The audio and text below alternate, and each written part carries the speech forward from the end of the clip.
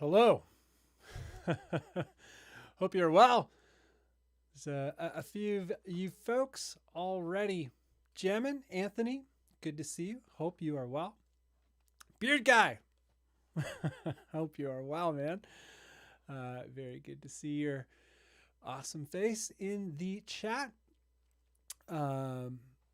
Yeah, I'm stoked you are making the stream as well. Anthony, you are a prince. And I'm curious what's going on with music with you, Anthony. You got skills.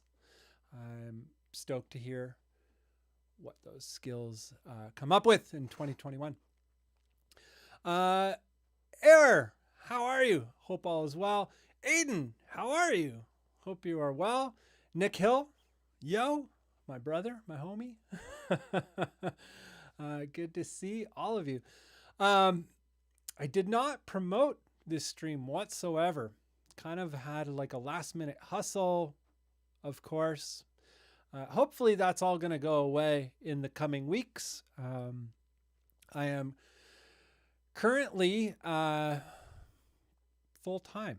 I'm a full-time music creator. Going to give that a shot for a little while. Music creator, YouTuber, content creator. I don't really think of myself those ways, but I think arguably that's exactly what I am. And hopefully the goal is with all of this is to be able to do everything on a consistent schedule. Excuse me. The live streams have been consistent because they're much easier to prepare.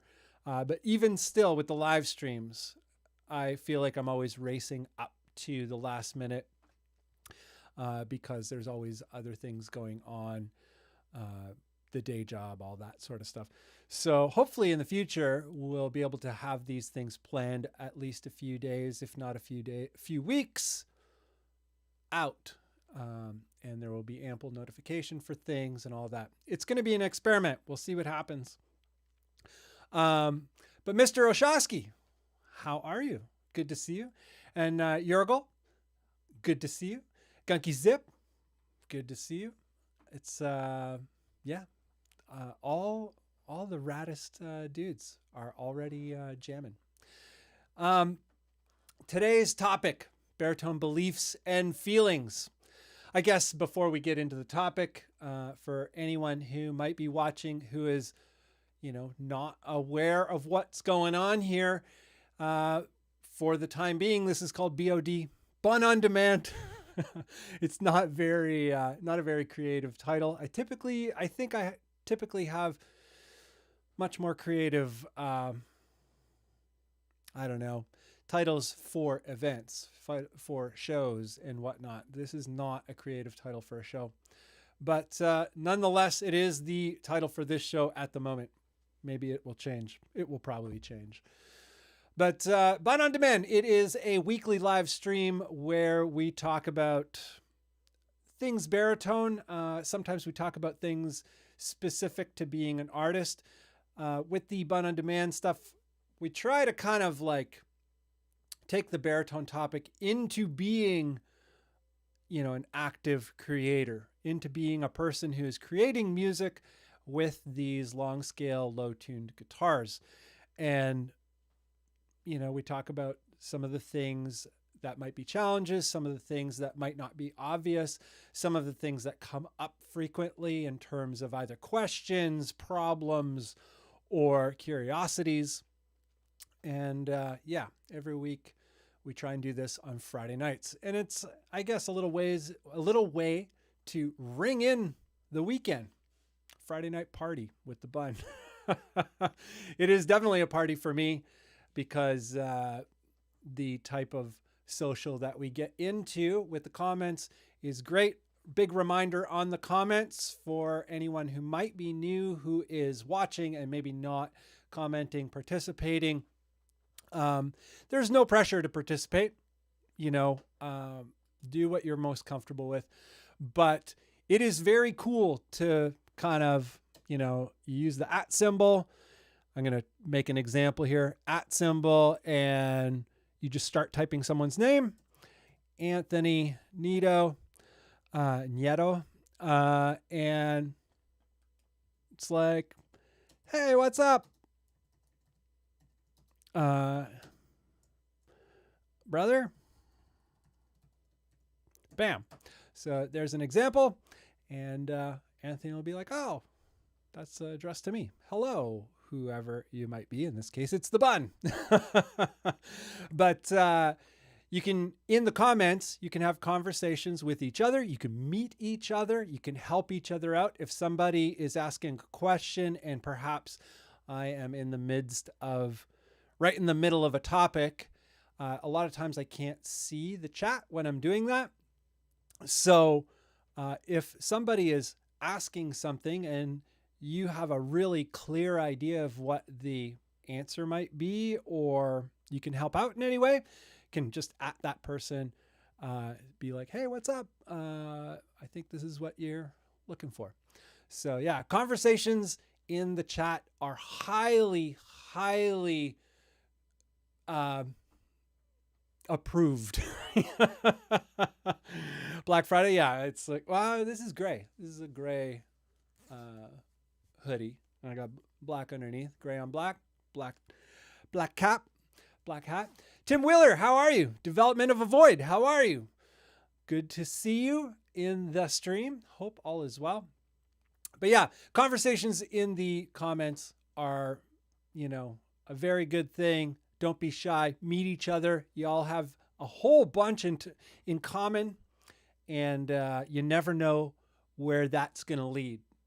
It could lead to just friendships. It could lead to collaborations. It could lead to opportunities. Not that everything should be an opportunity, but in a way, everything is an opportunity. An opportunity for a meaningful friendship is, especially in this world. So, and I've made many a meaningful friendship, even if just digital, through doing all this. So I know what the fruit of it is. My homie Nick Hill, he's a close homie, and we met doing all this stuff, you know. So you can meet meaningful friendships, make meaningful friendships doing all this stuff. Baritone Cult, my baritone brother, Baritone Cult, is in the house. Hope you are well, man. And one Gorb, Igor. I like reading it as one Gorb. But Igor, hope you are well. Aiden says, anyone else getting stoked for the new Black Sheep Wall album? Oh yeah, new Black Sheep Wall. For those of you who don't know Black Sheep Wall, it's low, it's wicked, and they're releasing a new record which nobody saw coming. But yeah, new record, unbelievable. Good call there, Aiden. Development of a Void. Did we just become friends, Gunky? Yeah, you guys did. You guys are best pals now. Good morning, Black Friday, Megadeth. I'm not sure what that means exactly, but yeah, Megadeth is an important band in my musical history. It's what I was listening to when I was 13 years old, or maybe 12 years old. And Peace Sells was a brand new record then. Hope you guys are ready to get hydrated and murder your thirst with some Liquid Death. Not sponsored, but seeking sponsorship as always. Thomas Powell, my brother. I miss you, man. I hope you are well.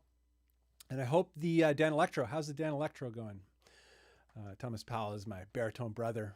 Originally, he was here in Toronto, but now he's out west. But living a good life. Yeah, man. Aaron, all is good. Everyone seems to be doing well. Stoked. So today's topic, not comment.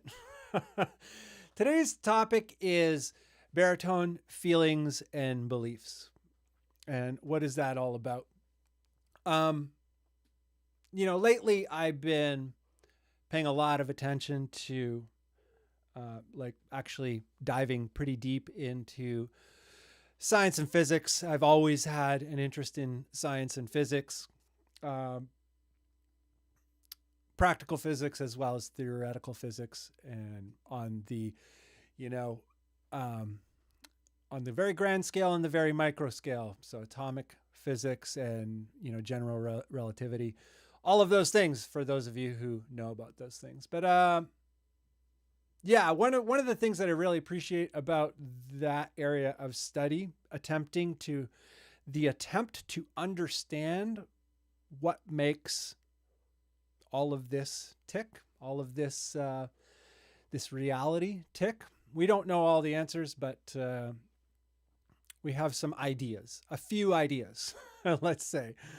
And some of them are very good ideas, but answers are a difficult thing. Anyway, one of the things about the pursuit of attempting to have a better understanding of reality is to kind of like understand the difference between a belief and a feeling, or a feeling, and what is actually going on. And sometimes that's very difficult for a number of reasons, based on your experience with a thing, based on the nature of the environment of the thing, based on a long cycle of, you know, understanding something one way and having difficulty to kind of like about face on an idea. There's a whole bunch of reasons, but it's a good idea to understand the difference between beliefs, feelings, and fundamental principles, things that drive a thing as to what it is, to the best of human understanding. And human understanding is flawed, but nonetheless, there's some things that we have enough understanding about in order to do things and get a result, such as like building a guitar. There is enough understanding in the public domain of what makes a guitar come together and function, and many people can repeat that process, and you can also build upon that process of understanding what a guitar is, how to build one, how to work with one, etc. So one of the things that ends up or not that ends up happening a lot, but one of the things that happens through your musical, liquid death, giving me the gas, murdering my thirst and murdering the gas. But one of the things that happens in your musical evolution, musical journey is, I don't know for you guys, but for me, music and all of the things about making music for a long time was very magical. It was outside of the realm of my understanding, and it was intangible to some extent. Like before I got a guitar, I could only dream of like what that was all about in order to, like, how do they do it? You know, how do they physically do it? How do they mentally come up with it? How do they understand it? And as you go on through your life, you may or may not understand more and more. Some folks never really understand very much. And sometimes, a lot of times, for very good reason, because they just don't need to understand very much. You know, they get what they want out of it, and that's fine. So this topic that we're going to get into today isn't a topic to single anybody out. It isn't to talk about who's right or wrong, anything like that. I'm not about that stuff.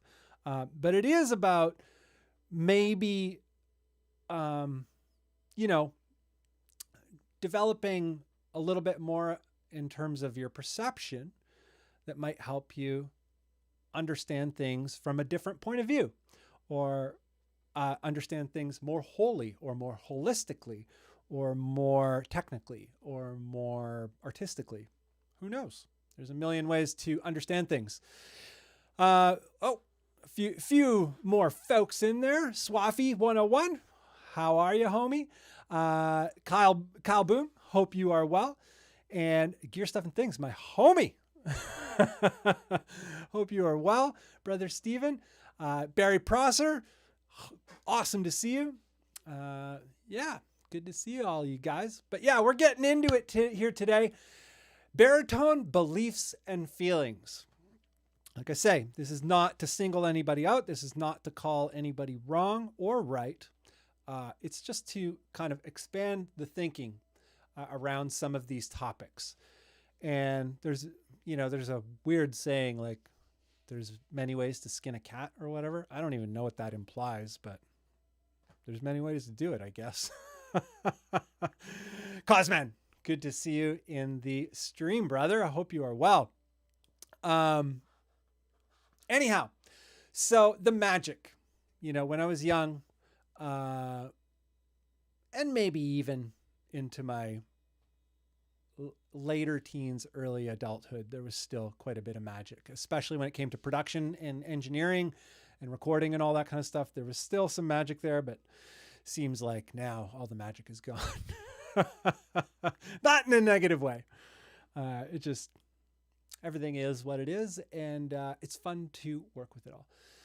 But so the magic, what's going on with a thing. You look at a thing and you're like, oh, it's like fantastic. And sometimes what happens in that process is you either develop a fear to actually, deal with something. So it could be something like changing strings. I've known many people who've been playing guitar for a while who are very worried to change their strings because they feel like they're going to do it wrong and that they don't understand the instrument. And, some people will laugh. And I guess it's worthy of a chuckle, but it's a real thing and it affects a lot of people. There are a lot of people like this. I know a lot of people who work on guitars for a living, and, the number of people who bring guitars to them for restringing is an incredible number.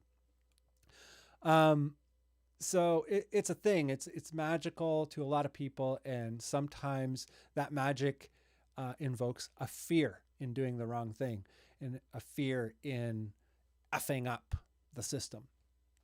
There's a whole bunch of reasons or a whole bunch of ways the magic can kind of get in the way, the belief and the feelings. So we're going to look at things kind of with a first principles sort of mindset.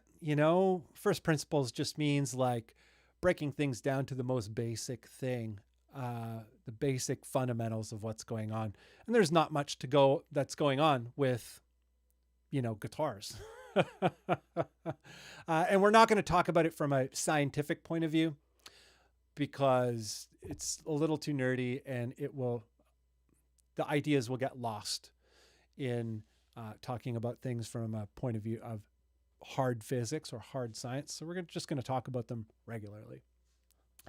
But the first thing on this list here, I make notes for every thing. Just so you know, before we get into the first topic, the first part of the topic, the first part of the story of the topic is there's 3 topics or 3 points within the topic. And in between every point, we kind of hang out in the chat a little bit. And then when we're done all the points, then we hang out in the chat for as long as we feel like hanging out. Typically, the show goes about an hour, but I'm not opposed to going 2 hours if the chat is good. The chat is usually really good. You guys are smart people, so makes it really easy. Tyler Adams, thank you for the super sticker. I never know what these things are called, but thank you very much. If you want to help the Bunn out, the Bunn is going like jobless here, or is jobless, and now his whole life is just YouTube and making music. So I gotta hustle. Not looking for a handout, but I'm like, if you're into the supers, I really appreciate it. Miles does music. I'm yelling into the mic again. I'm sorry. It's probably overloading, but yeah. Miles, I hope you are well. Baritone Cult, we'll see you back in 5. But yeah, so we hit the points to get back on it here. We hit the points. There's 3 points. In between the points, we go through a few. We hang out in the comments a little bit, and at the end, we hang out in the comments right through to the end. And just have a good old chat jamboree. So the first thing on this list of baritone beliefs and feelings, some of these things are going to be probably old to some of you, but always worth tackling from multiples of perspectives. Damn, liquid death. Let's get some more. Oh, murder my thirst. Liquid death. I hope we can arrange something. So first topic is baritone is baritone. What does that mean? Or not first topic, but first point in this baritone feelings and beliefs. Baritone is baritone. And I come across this a lot. And I think it has two things going on with baritone is baritone. I'll explain a little bit more in a moment. But very often I run into this idea where people are more like the word. They just know the word and they're like, baritone. It means go lower. And that's all they know. And there's a little more to it than that. It's not a dumb thing. I'm not calling anybody dumb. I'm just saying baritone is not baritone in that regard. So there are short baritones, there are long baritones. There's a whole range of baritones. But, why? I guess the first thing to think about in this baritone is baritone or baritone is not baritone, or not baritone in the sense of all baritones just do the same thing or can do the same thing. It's just not true unless there are a few caveats, but we'll get to the caveats. But what am I talking about here? A lot of folks, they're like, oh, I'm looking at this baritone and I want to do this extreme thing with it. And it's the wrong baritone for the job. It's the wrong scale length for the job. And the weird thing about it is you can take any guitar, put bigger strings on it, and tune it down to an absurd level. What we're looking for in this baritone thing is to satisfy our need for it. So why do you think you need a baritone? To go lower. Well, how low do you want to go? Because it makes a difference. And instead of having this awesome solution that is super satisfying, sometimes people will make a decision based on just the words. Oh, it's a baritone. It can do it.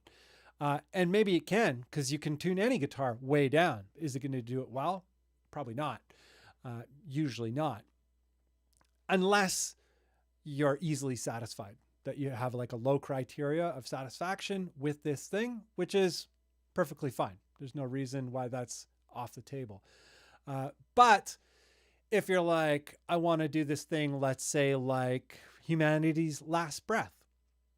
Well, having a bunch more scale length than just a tiny bit more, is going to be very helpful. So if you have a 26.5 inch scale baritone and you want to do Humanity's Last Breath kind of stuff, there's a few ways that you can kind of get to it.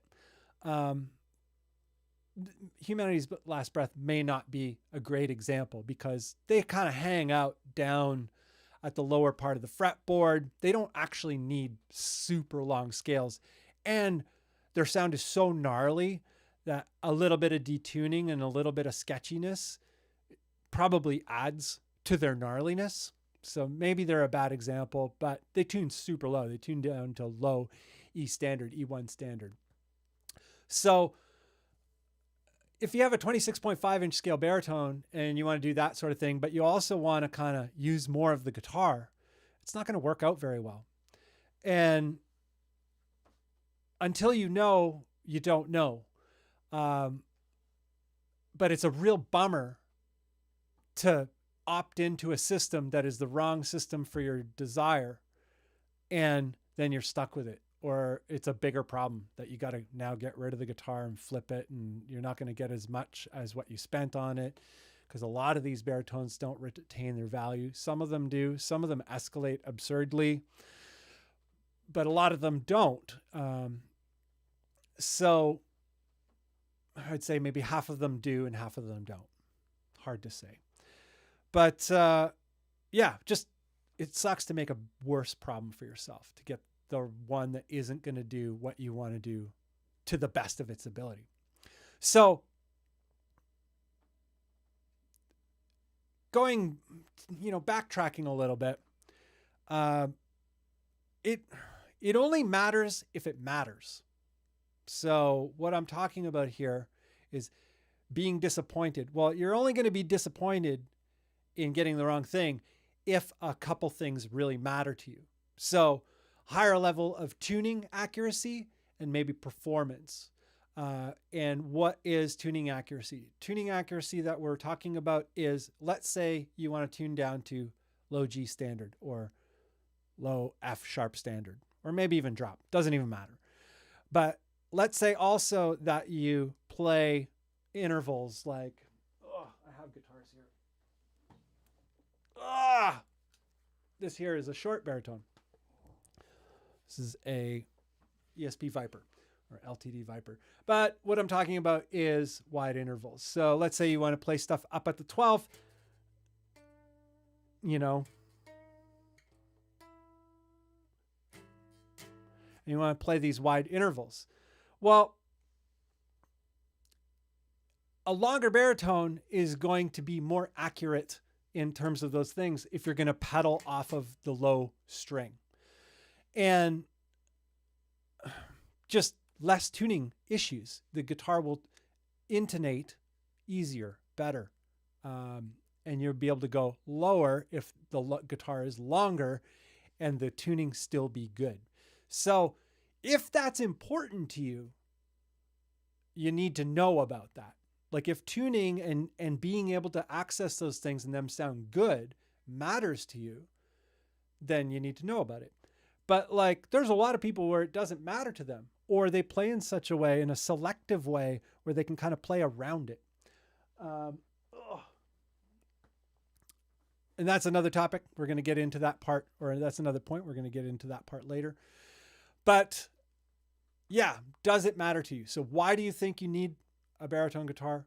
And what is it about you thinking that you need a baritone guitar that really matters to you? And if you have no experience with them at all, it might be difficult to navigate because you don't know how good a 30-inch scale baritone is for super low tuning. Like if you want to go down to octave E, octave down E, so E1 standard, bass 6 tuning, a 30-inch scale is going to do it really easily. But if you get a 27-inch scale, it's going to be not very good. But if you have no experience with it whatsoever, you'll never really know because you have nothing to compare. So it's a tricky thing, and it's unfortunate because I think a lot of people end up in situations where they're like, they get far enough down the line where they start to actually hear their problems. They start to encounter their problems. Maybe they're start recording a lot more in the studio, and they're recording against other like different guitars. And suddenly the tuning differences are really evident, or the tuning within the chords is really evident and it's off. So it's a bummer. That's a bummer. And I don't wish it upon anyone, which is why I kind of do this channel, why there's a big emphasis on baritone guitars. I'm not all about only baritone guitars. I'm about a bunch of things, but baritones is a big topic here. And it's because when that kind of stuff is a bummer, it's a big bummer. And sometimes it's a really expensive bummer. And if you're a person like me, money is not, money doesn't come quickly. I've never been blessed with money. I've never had like a super high paying career really. I've had some successful businesses, but in those businesses, it demanded me to be very frugal. So yeah, spending on things that don't work out, I feel that. I know what that's all about. And I know what it's all about to not be able to just go out and fix the problem with more money.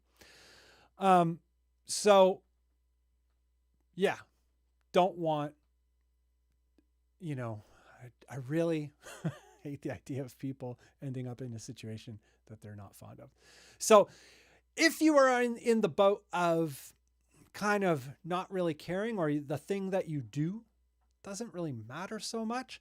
So there are tons and tons of people who are infatuated with this super low tuning thing. And they only play the first 3 or 5 frets. And that's what they like to play. I'm not cutting into them. That's what they like to play. And that's how they play. And a baritone, a really long baritone, no matter how low they're tuned, might not be that big a deal. It might not be that important. But only you're going to know that. Nobody else. You can ask all the questions in the world. It's the kind of thing where people aren't going to be able to answer you unless they hang out with you for a little while and see how you play and all that kind of stuff. So yeah, there are high profile shredders who play short guitars tuned really, really low. And they just pick up all of the important notes, in a specific way where it's not a problem. Or they're very cognizant of where the sustained chording is, or very, very aware of just kind of what's happening with the instrument, and they can play around the shortcomings. And people use these people. We're going to get into that part later. I'm going to just leave that part alone. But yeah, knowing what you want to use, what it is, why do I want to do this baritone thing, and what matters to you. Does tuning up the neck really matter to you? Or is it not really that big a deal? Bunn's also about baritone ukuleles. I am. I'm not. I can't. Every time I pick up a ukulele, that weird tuning, I'm like, if it's tuned in fourths, like a guitar, I'm okay. But if it's tuned in ukulele tuning, I'm like, ugh, get this thing out of my life. Anyhow, but yeah, people send me examples of music all the time. People reaching out, sharing their thing. I'm a huge supporter of that practice. But often enough, I get examples of folks using really short instruments and sharing examples, and they're like, check it out. Like, I'm making it work, no problem. And all I can hear is like super out of tune, and this unbelievably gross tone. There are some situations where aesthetically, artistically, the art direction, it all fits. And that makes perfect sense. But then there are a lot of things where people, they're clearly reaching for a certain level of accuracy and, slickness. And the guitar is like super out of tune. The tone's all floppy and, falling apart.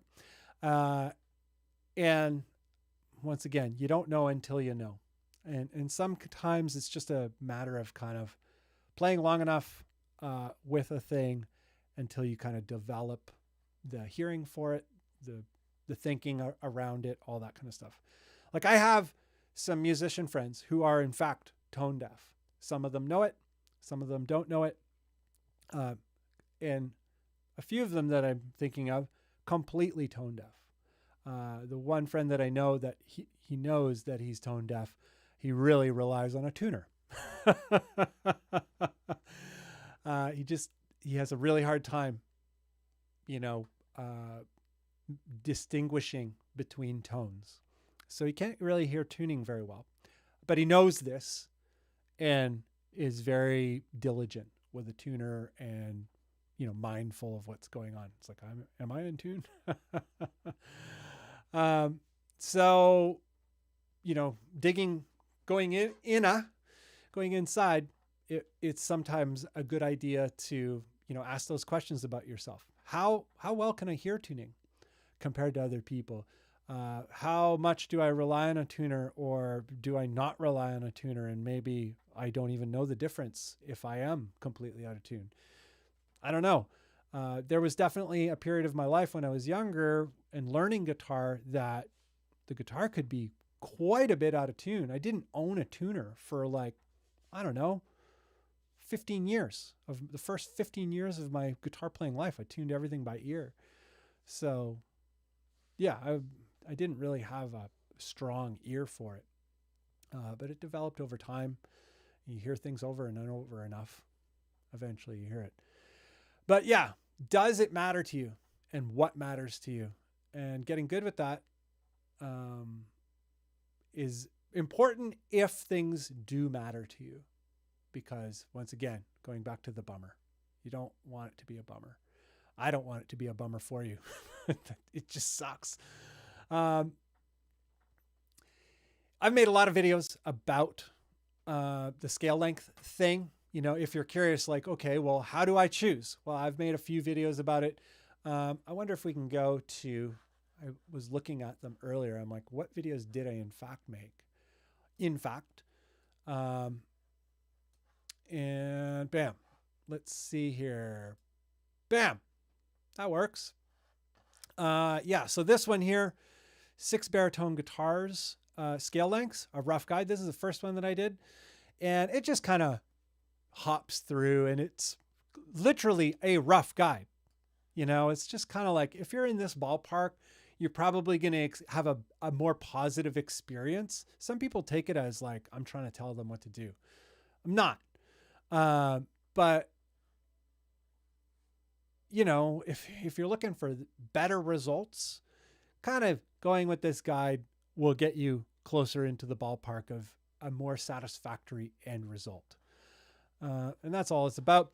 And then I also did this one here. Look at that face right there. So handsome. And very short hair. It was not long after my haircut. But yeah, in this one, super low tuning baritone guitar strings. It's all about everything to do with like selecting strings and why and all that kind of stuff. And there is a guide in it for, scale lengths and tuning ranges. But, we can go through them really quickly here again. Why not? Because what else are we going to do? It's party time. And after this, we're going to just hang out in the old chatteroo. Nikhil, I see what you did there. Thank you, brother. It's, I love you too. And I am also out of tune all the time. I have to tune all the time, but you haven't ever tuned. So what's going on there? But the guide for better tuning results is as follows. Okay, I made great notes for myself. So scale lengths. What scale lengths are the ones for what tuning ranges? Once again, rough guide. You can watch the videos on my channel, but we can go through it again. 26.5 to 27.75. Going down to A is great. On the longer side, for A is better. But anywhere from E, like let's say drop D down to A, being in this range, 26.5 down to 27.75, you're going to have better results. Drop D, I don't know. You don't really need a longer scale for that. Like B, to be honest, B standard in 25.5 inch scale works pretty darn well. I prefer a baritone for it, 26.5, 27 inch for B tuning. But yeah, you can do B on a 25.5 and it's fine. But then 27.5 to 28.625, down to G, maybe down to F sharp. Lots of people do F sharp in that tuning range. I don't like it, but you'll know more about yourself than I know about you. So maybe you'll be easily satisfied with that. And then 28 to 29.75, go down to F and anywhere in between there. 29.75 does an F sharp really, really well. It's kind of a magical spot. The original Meshuggah M8M, that is 29.4, close and very similar.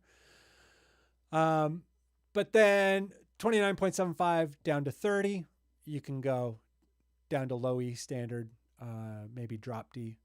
And drop D in 30-inch scale is not great. I know it's really fashionable right now for a lot of people to do it. Drop D, drop C, and people are like, oh, I'm going so low. This channel will never, ever, ever feature any of that stuff, because this channel, the focus is on getting great results and, you know, things working out well, not pushing things beyond their limits. If you want to do that, though, you should do that. This channel is not about saying that you're wrong trying to do what you're trying to do, because it's art and you should try and do the art any way you want to do it. And if you're trying to do something that is outside the realm of the specs, and those are the only specs available, push it, try it, do it. It works out well enough for enough people. The thing that you don't know is how much they are retuning for each position on the fretboard in the studio when they're recording those albums. I always like to hear it live, and a lot of bands are out of tune live, like really out of tune. But anyway, so yeah, that's the range, rough guide range. You know, if you want to go really low, go longer. What, you know, my last Baritone Obsessed video was about tuning a baritone higher. So one of the beautiful things about a lot of these guitars is you can put really, really, really, really light strings on them and tune them up, maybe to E standard. I have not tried doing a 29, like a 30-inch scale, either a 29.75 or a 30-inch. I have both of those. I've not tried tuning those up to E standard, standard E of a regular, just a regular scale guitar. I did it with a 28-inch scale, and it worked out flawlessly. It was great. I used 8 to 38. If you haven't seen that video, it's the last video that I released, my last produced video that I released. So yeah, so I guess going back to the genesis of this topic, is a baritone a baritone? Can you just get something that is called baritone and get the results that you're looking for? If the results really matter to you, if the performance matters to you, the answer is no. Baritone is not baritone. If the performance doesn't really matter to you, and you're just like, whatever, I just want to put on giant strings and go low, then it doesn't really matter what you get. You just get any guitar.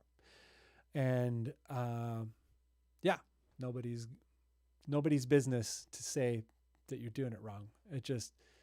It might be wrong according to what your end goal is. If you're like, oh, it doesn't matter, but then you get a guitar to do the thing, and then you're like, oh, it doesn't do the thing to my satisfaction, then it matters. So that's what we're talking about here. So that's the end of that first part. I probably went way too long on it, but I think it's kind of important. Yeah, it's 9:43. Damn it.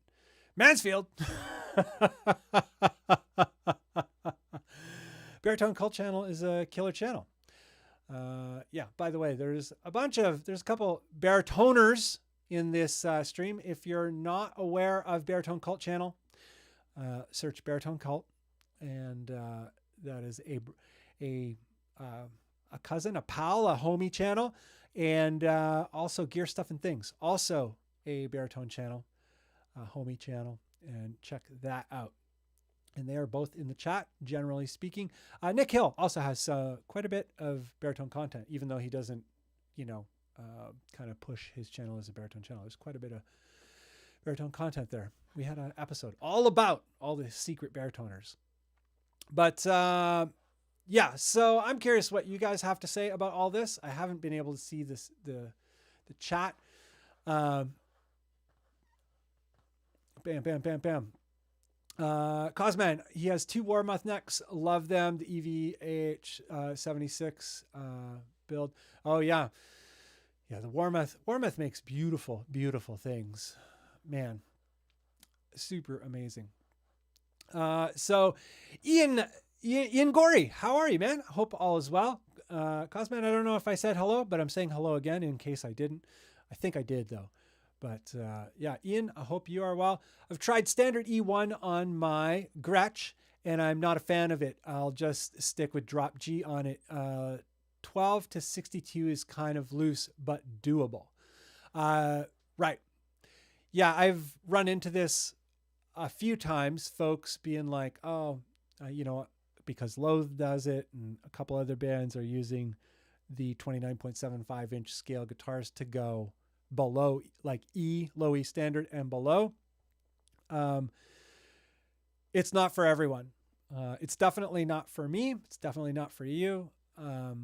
But this gets into that thing that we're just talking about, like, depends on what really matters to you. So, yeah, I'm with you. 12 to 62. I've done the 12 to 62, the Elixirs, I believe it was. Yeah, I think it was the 12 to 62 Elixir baritone strings. Maybe I'm wrong, but I'm pretty sure that's what they were on the 29.75, and it was pretty nice. I prefer the baritone lights, though, from either Kurt Mangan or D'Addario. Excuse me. I didn't see it. I didn't think it was going to be that gnarly. Gotta murder my burps.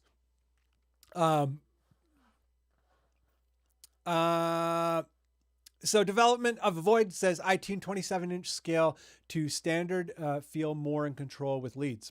Interesting. Yeah, I've definitely, I'm pretty sure we've already talked about this development of a Void, but I think we did, maybe not. But when I did tune the 28-inch scale up to E, yeah, I wasn't prepared for how much I love it. Like, I really love it. I have pretty big hands, so it's a benefit that way, especially past the 12th. It's where I really notice it. I'm curious what your experience is in terms of like your reasoning. What is your motivation for it? I think you also may have giant hands. Whoa, Cosman, you are awesome. Thank you for the support, brother. I really appreciate it. And yeah, the Cosman, why I get super stoked about it is the Cosman is the guy who made me these cables. And they're coily cables, and they're short specifically for the desk. If you're looking for the best cables for the desk, they don't coil up and are not all over the floor, but they're coily, so they get long enough for being at the desk. So if you produce at the desk, like I'm sure most of you do, that is a beautiful thing. And you can get in touch with the Cosman to make you some customs, tasty customs. They are tasty cables. Amazing connections, military spec soldering, all that stuff. Off topic, but not really. That's totally on topic. That's something we all do. Baritone Cult, love you, man. Right back at you. What was I getting at? Oh yeah, tuning a baritone up. Yeah, I was not ready for how much I love it.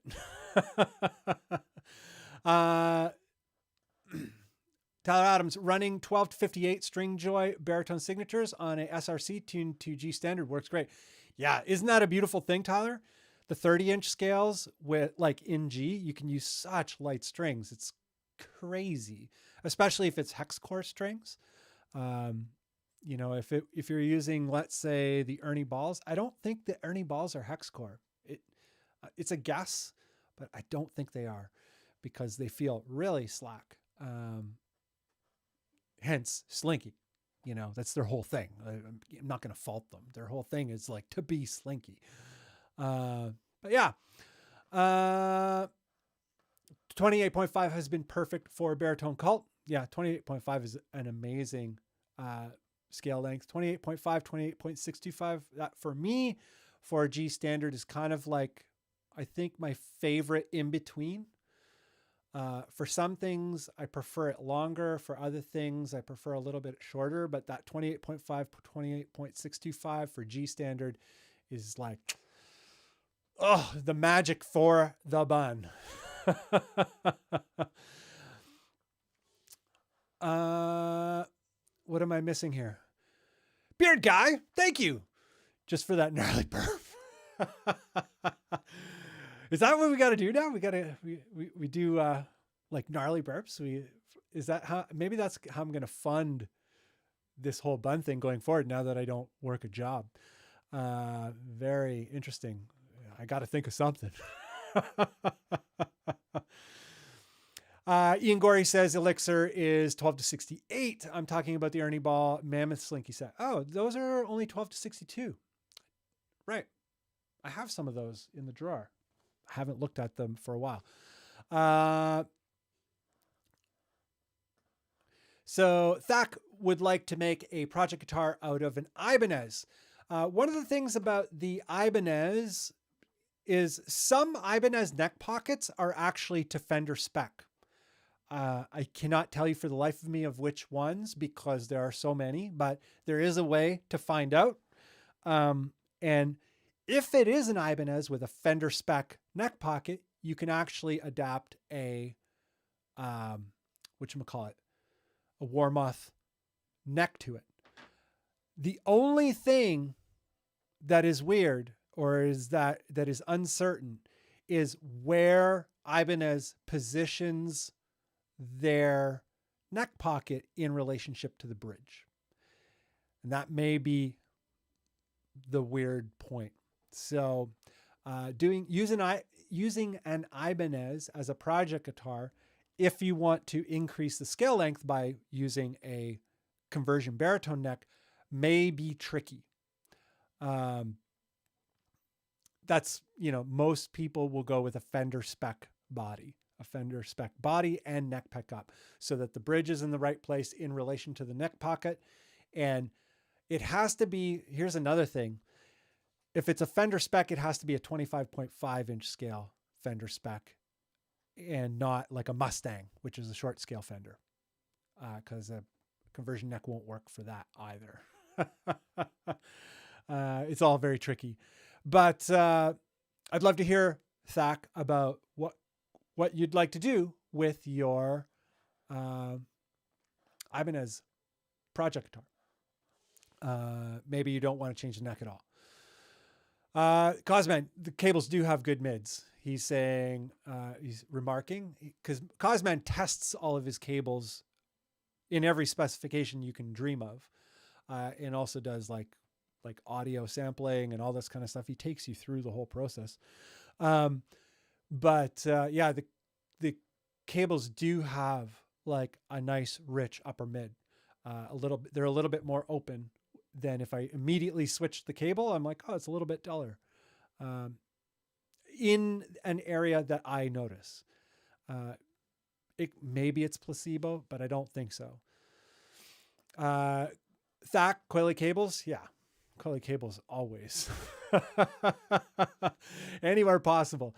Miles is saying, I've been using the D'Addario baritone set on my Schecter in F sharp standard. It's been pretty good, but I'm still experimenting.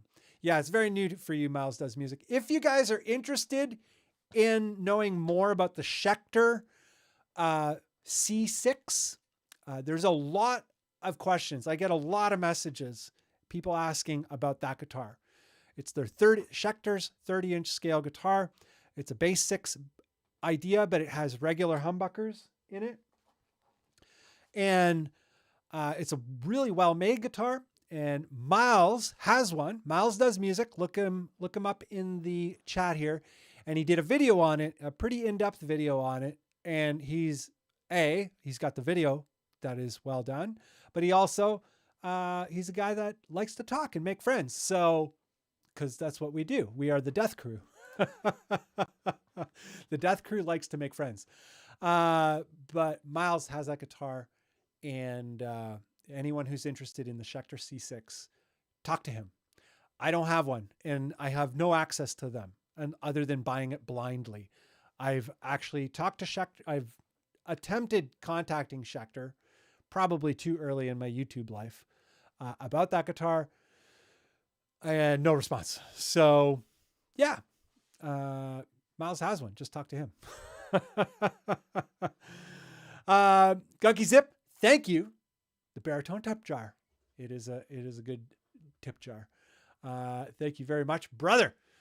So stoked. So stoked. You guys are all princes. So we're going to get back to we're going to zoom through the last bits of this topic here, because the last 2 bits are just small little bits. The second point in this whole thing is baritone beliefs and feelings. What do you feel? What do you believe? Or what do you want, need, and know? You could go on both sides, but I think the want, need, know side is a little bit more interesting, at least to me. Maybe some of you, maybe not. But we're going to get into a few more points here. What you feel is or is not a baritone is only a feeling. It doesn't have much meaning. And the way this kind of came up was folks who, so first of all, this is going to kind of sound like a contradiction maybe to some people, depending on how you think about things. Also depending on how I explain it, because I may not explain myself very clearly. I am not necessarily an expert communicator. But what you feel is a baritone, or feel about a baritone being a baritone or not, doesn't really matter. It's not a real thing. It's just your feelings. And I've had a number of folks. I have this video here. We can actually skip to that real quick. Bam. What do we got? Baritone guitar. Oh yeah. Baritone guitar, a tuning or a scale length. And what the video is about is what makes it a baritone guitar. The fact that it is purpose built for going lower, or the range of notes. And the weird thing about a baritone guitar is if you have a guitar that is tuned to B, which you can do very easily with a 25.5 inch scale guitar, that is in fact a baritone instrument, because it represents a baritone range and it does it perfectly reasonably. So it is a baritone guitar because it fulfills the baritone guitar role. Once you start going lower than B, so A, the tuning starts getting shaky going up the neck. G, way more. F, way more. And down to low E, a bass tuning. Well, we all know that a bass guitar, even a short scale bass, is a lot longer than a regular guitar. And for a whole bunch of great reasons that I probably don't need to explain. So this whole thing, what am I getting at here? This idea of, let's go back here. We don't need to look at this. Baritone guitar, a tuning or a scale length. It's a tuning. However, purpose built for the tuning, especially if the tuning gets lower and lower and lower, is more and more relevant and more of a solution, because problems start to pop up. But early on, not a lot of problems. And that's just the way it is. And what do we got here? Oh, my notes. Great. What am I doing? There we go. Great. So feelings. Just because you might have a feeling that a not purpose-built guitar is not a baritone, it's not that cut and dried. It doesn't have to be purpose-built to fulfill a baritone guitar role in a musical performance.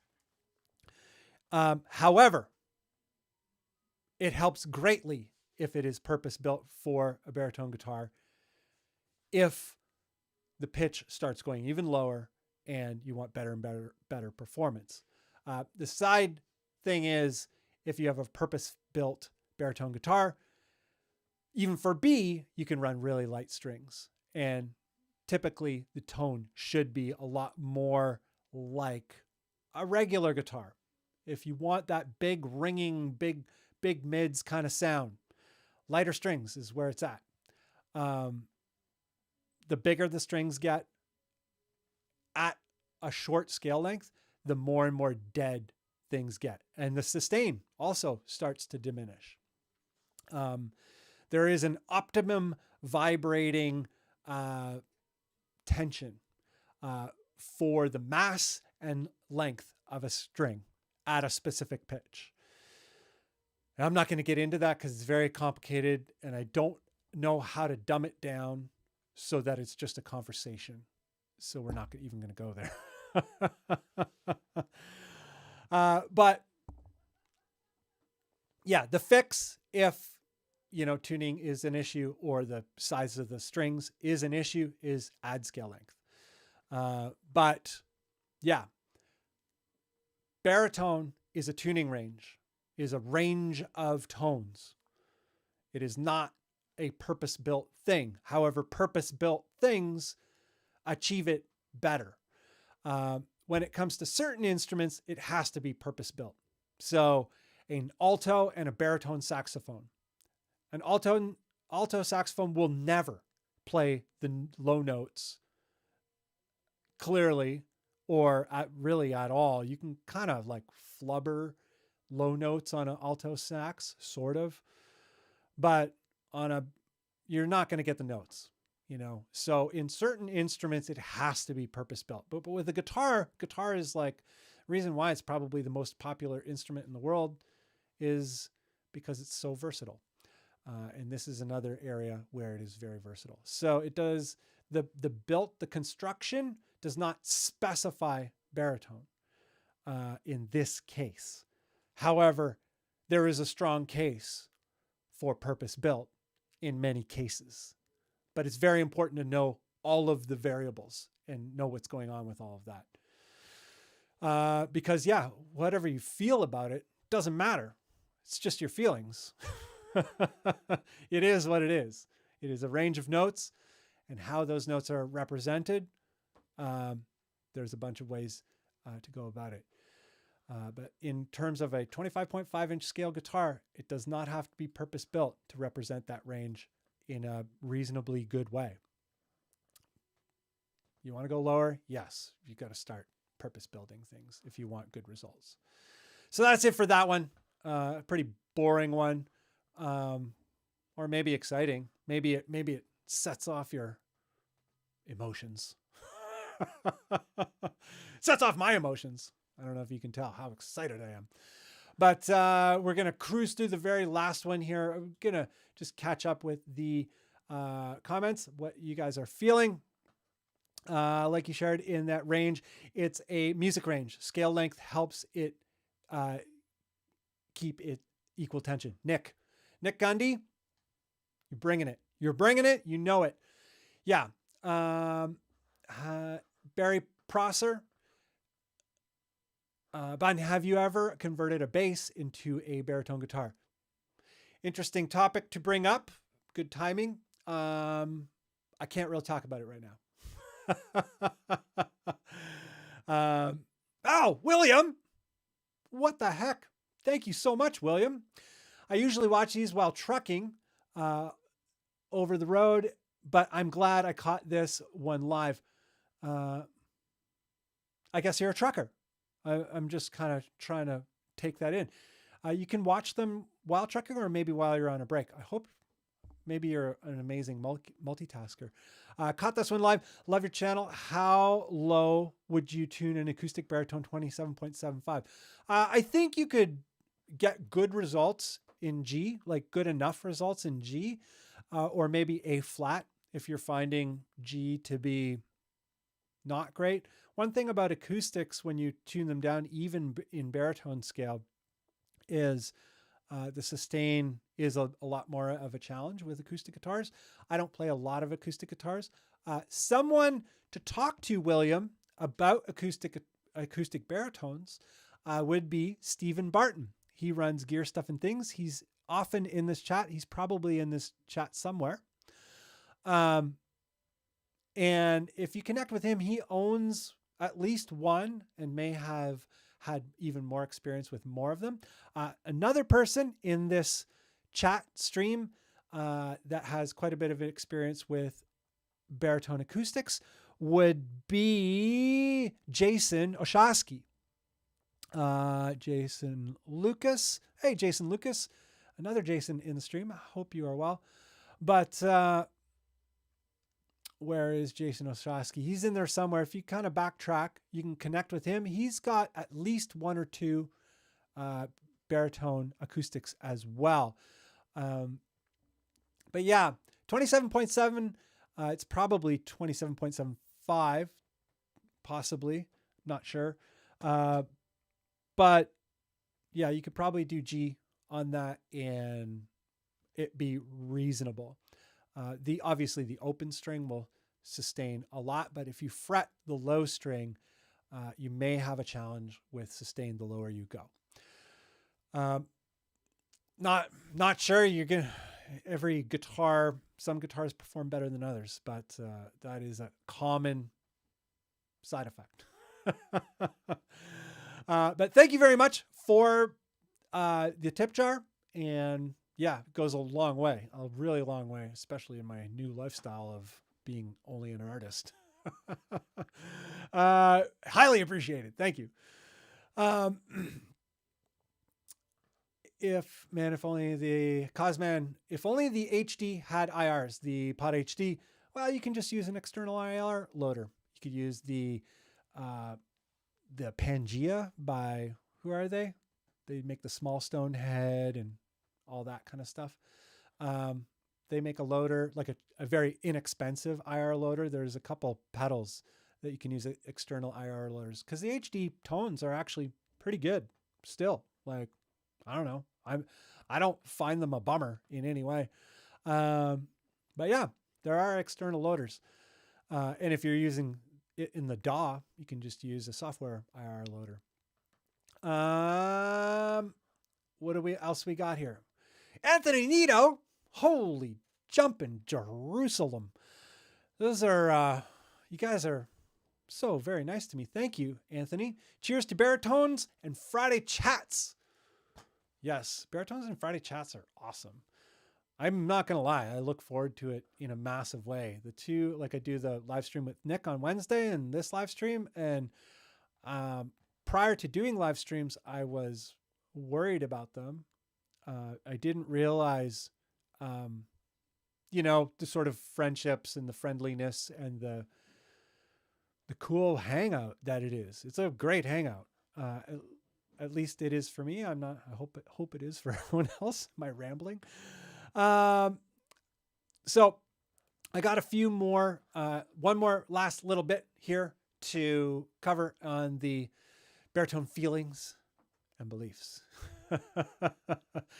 This one's really short. This is the last point, but this one is about when folks see, maybe an idol or someone who is very visible in the guitar world doing something with success, and they're like, oh, that is a good example of the technology being perfect, not requiring anything special to do it. And that is true, but there's, oh man, gassy. There are some things to consider there. So one that comes up a lot is, so-and-so uses a 24.75 or a 25.5 inch scale guitar for this super low tuning, XYZ super low tuning, and it works great. You hear that kind of thing. And the first thing to consider in that is compensated playing. That the player is compensating for the shortcomings of what's happening with the guitar. And there's a couple different ways that is happening. One really big one is only playing the lowest notes. So let's say Jason Richardson, as an example, he's tuned down to G or drop G, something like that, uses really light strings, but he doesn't fret the low string with any, significant amount of sustain up the neck, especially anywhere around the 12th or whatever. He will usually grab those notes on the A string and higher. And so, yeah, you can get the low string open to do a G, no problem. Maybe fret the first fret or second fret and it work out fine enough. So he does a lot of that kind of stuff and generally doesn't fret with sustain up the neck on the low string. I haven't been able to find examples. Maybe there are some, but so far I haven't been able to find any of him fretting with sustain higher up the neck and maybe grabbing intervals. Another part, very important, because the intervals kind of define whether you're in tune or not. And sometimes if it's just a single note, especially if it's a fast single note, well, we'll get to that part in a second. But that kind of thing, I get that example a lot. But, you know, the question is, what's actually going on with this person and what they're doing? How are they doing it? So there's that. Jason Richardson is a really great example because, you know, he is an incredibly accomplished guitar player. He's very, very technically proficient. He has an incredible amount of control of his instrument. Incredible. Like, it's like circus tricks, you know, and you're like, huh? What is he doing? That's unbelievable. So Jason Richardson is almost savant level guitar player. Incredible control. So the two other things, or maybe there's three other things, or maybe even four other things that come along with it. But in that control, he's got a really light touch, so he can pick as heavy as he wants to. And the lighter you pick, really low tuned strings that are maybe really light on a short scale guitar, the less it will sound like a problem. The other thing is the fretting. You know, if you're fretting and bending strings, like I do that a lot, I have no control.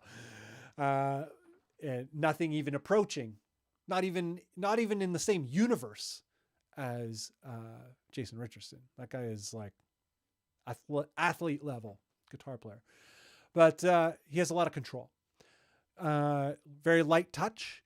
And what else do I have for him in terms of using it as a great example? Oh yeah, his selection of notes, as we already kind of talked about, like going up the note and chord choices. He generally grabs the chords on the higher strings.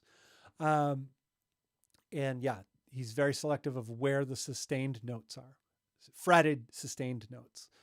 So people will use this kind of an example. He uses a regular scale guitar tuned to low G. I'm like, yeah, well, how are they playing it? And the other thing to say about that is some people only record to themselves with a guitar that might have challenges. And if you do that, if you're at home recording to yourself, you can tune. And I know a ton of people who do this. This isn't like a mystery, where they tune to the position. They're like, I got to grab some chords here. They'll tune the guitar to that position and grab that section of the recording. So that happens more than you know in terms of very produced records. And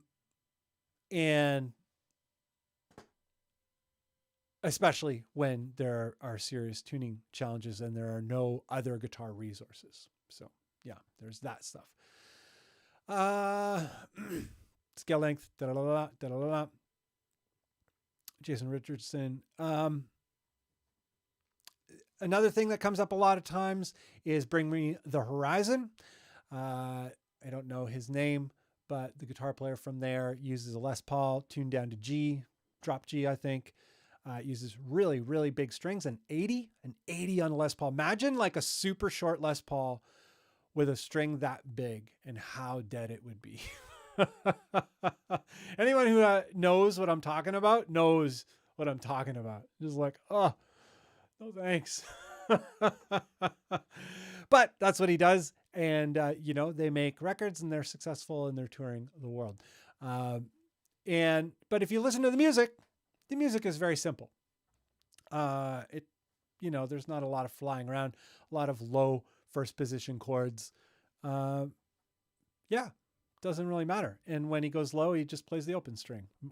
Open 1, open 1, open 1, 3. You know, not making fun of him. I'm just saying it's simple. You know, of course you can make it work when it's what it is. It is what it is. It works.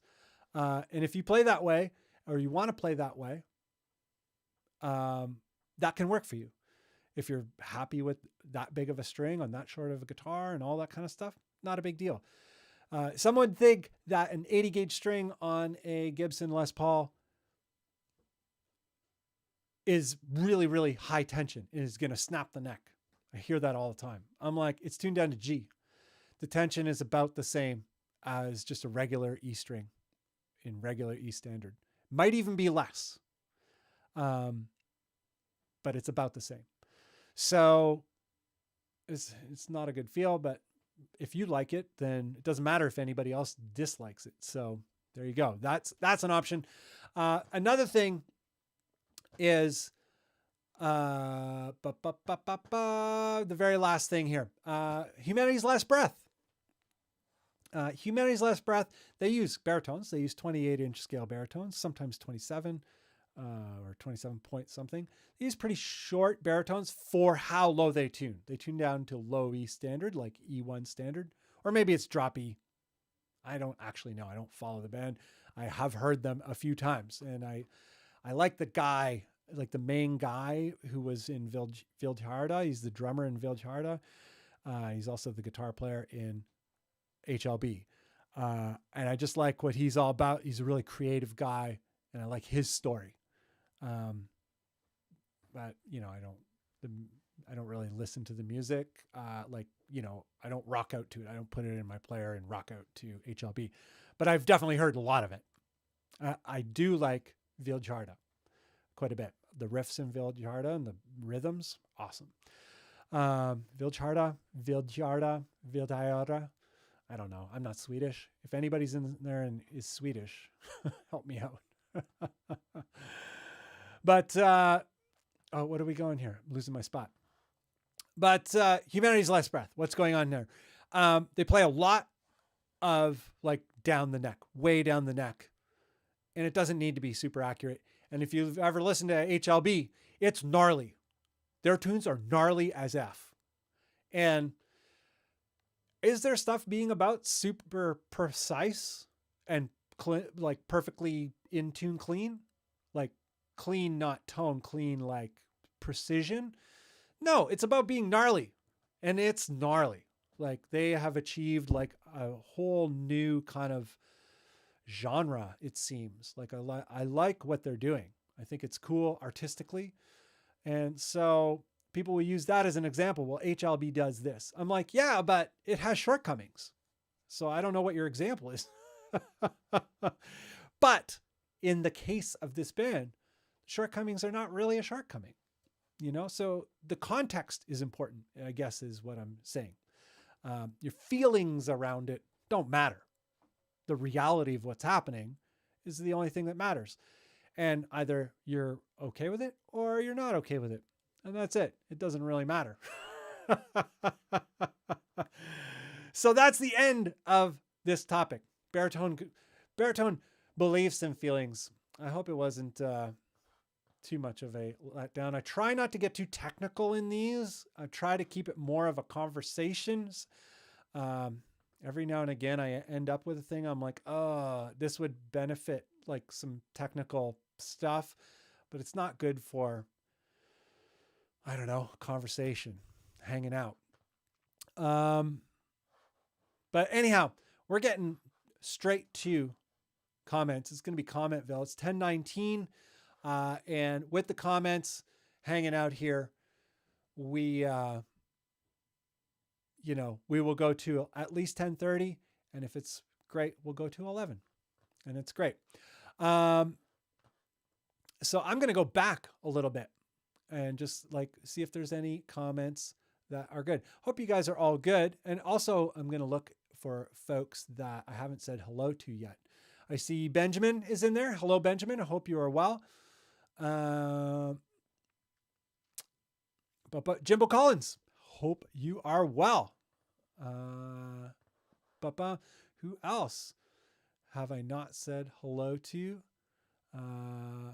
Ocho, I was talking. Oh, you got it. You got it on the acoustic baritone tip. Good.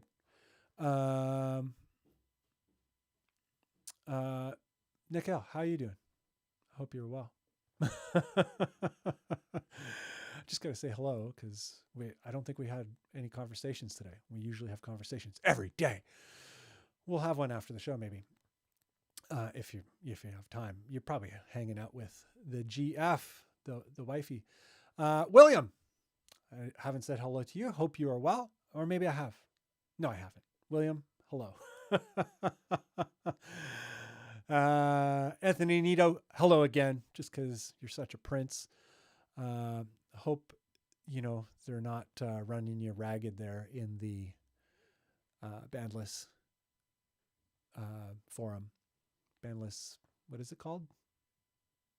I can't remember. Tyler Adams, Apoplexia. David, how are you, Apoplexia? Hope all is well. David says, Vildhjarta makes some insane, weird music. Yeah, Buster. Yeah, I always forget Buster's name. Not a hard name. I even have the Stutnir record. That's also another project of his. You'd think I'd know the guy's name. What's interesting about that is I don't actually have a hero. Like I don't have a single. Yeah, I don't have one musical hero other than like my friends. Like the people I look up to the most. Now that I've thought about this probably before. But yeah, my friends are the people that I look up to the most. Nick Hill, Artie Vasco is that guy is unbelievable. Most creative person I've ever met in my life. Unreal. Yeah, Buster, I find Buster, what he is doing is really great. I don't like the Vildhjarta vocals. I don't really like vocals though. Generally. Sometimes vocals do it for me, but yeah, Vildhjarta, the riffs, man, they're so weird and awesome.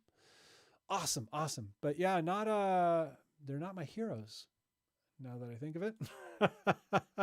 Weird. I've never really dove into that thought before. Carbomb. Yeah, Carbomb. I paid a lot more attention to Carbomb in the last year. What is it? Meta. It's there's a lot of things that, are not for me on it, but the things that are for me on the Carbomb Meta record are just so inspiring, so creative, I'm just like, what is that? That's great.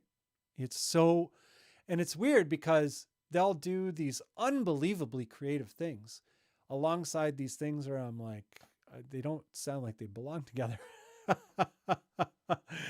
I'm not digging into them in a negative way. I'm just saying, I'm like, you came up with this unbelievable, completely unbelievably creative idea.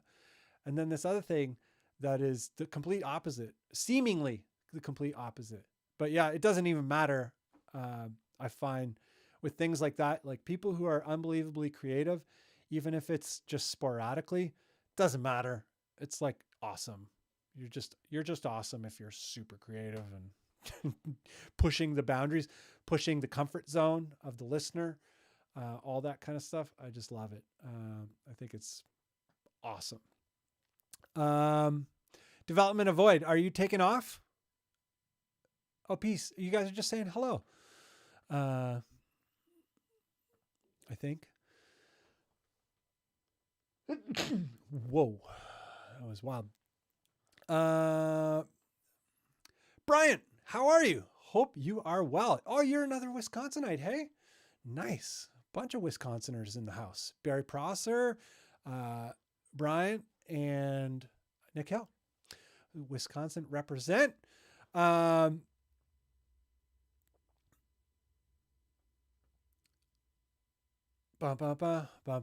am just checking out some things here.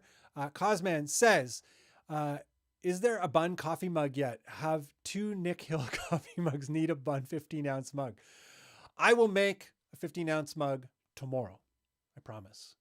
And it's funny because I want one just for me. I think I'm gonna make 2. I'm gonna make one that's like reserved and, you know, just appropriate for the kitchen table, and then I'm gonna make one for me, and probably no one will buy it, but it will be silly and stupid. But I will have fun with it because I just want it for me. But I will make mugs tomorrow morning. That's what I will do. I will wake up and I'll start designing. 20-ounce mug. Oh, if there's a 20-ounce, I'll do it because I'm so with you there.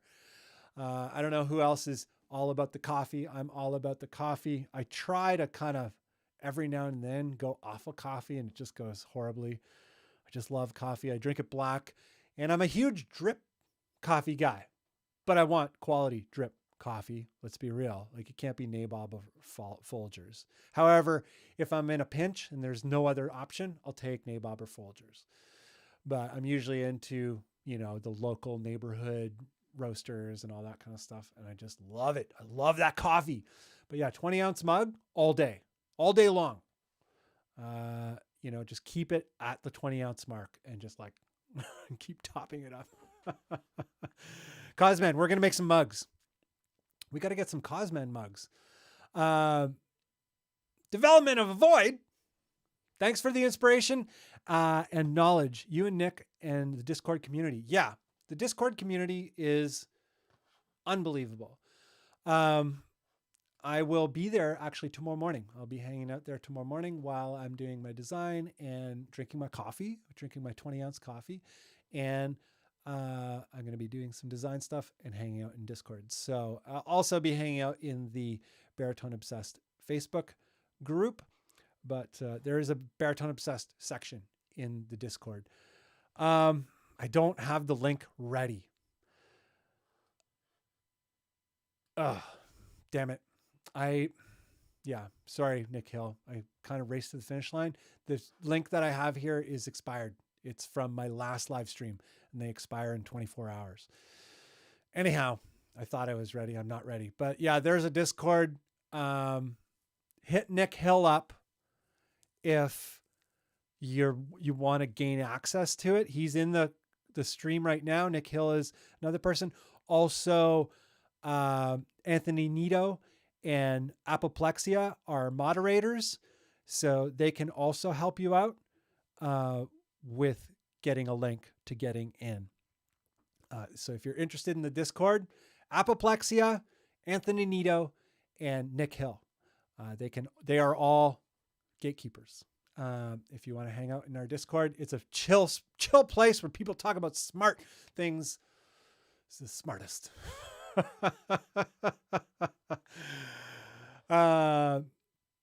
But yeah, there's a bunch of people here who are in the Discord. They can tell you it's a chill hang, and it really is a hang.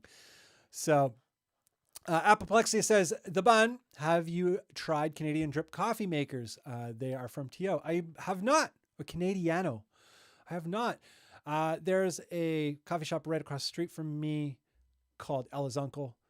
And I just go there, and they get, I think they have Detour, which is a Canadian coffee roaster as well, like a Toronto coffee roaster as well.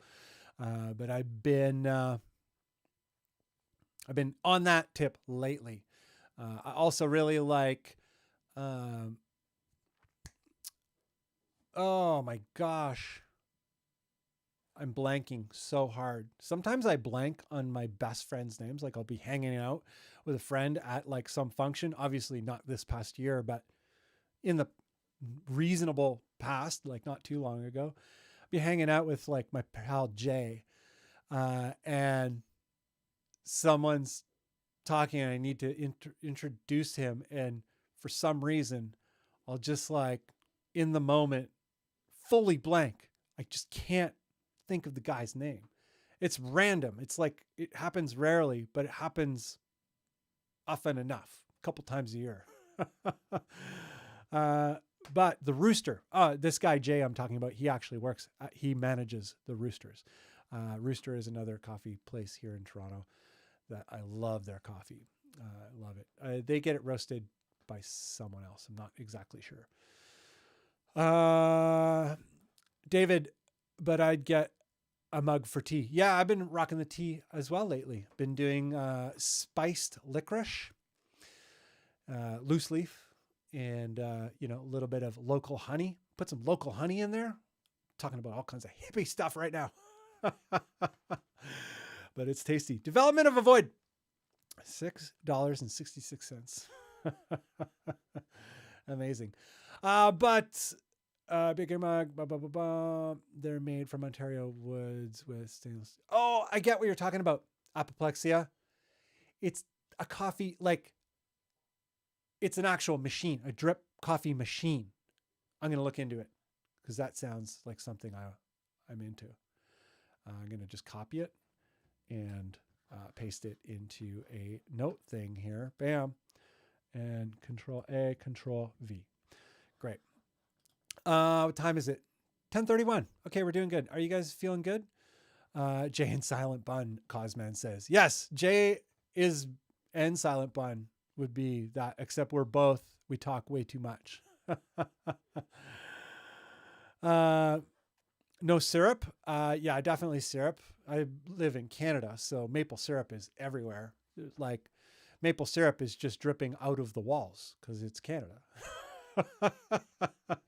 But I like that maple syrup in a coffee. Ooh, I generally drink coffee black, but maple syrup in a coffee, that is some tasty stuff. Dates, I haven't done that one. That sounds like, what would that be? Like Eastern European or like Southeastern European? I'm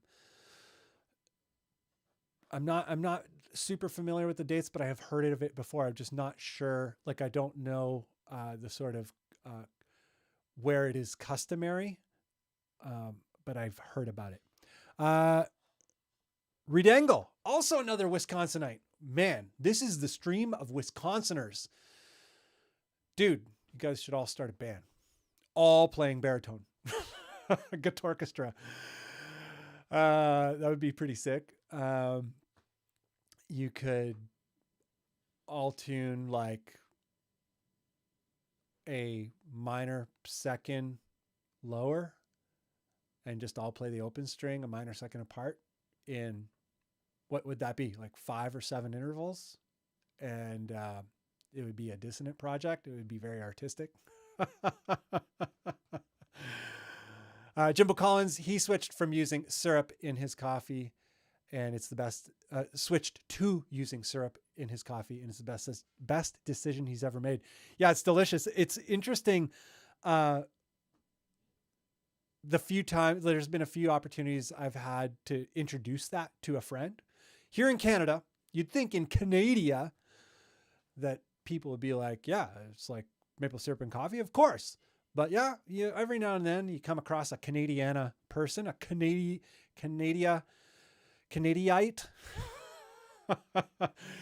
and they've never even contemplated or heard of the idea. And I'm like, whew, you got to get into this because your life hasn't begun yet. So we're gonna kickstart your life with this syrup in your coffee. It might only be a one-time thing. You may never do it again because you're a black coffee drinker, like the Bunn. But even the Bunn acknowledges that syrup in that coffee. Whew. And once you have it, then you can actually continue like a meaningful life.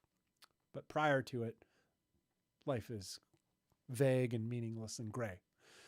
But you put the syrup in the coffee, everything changes.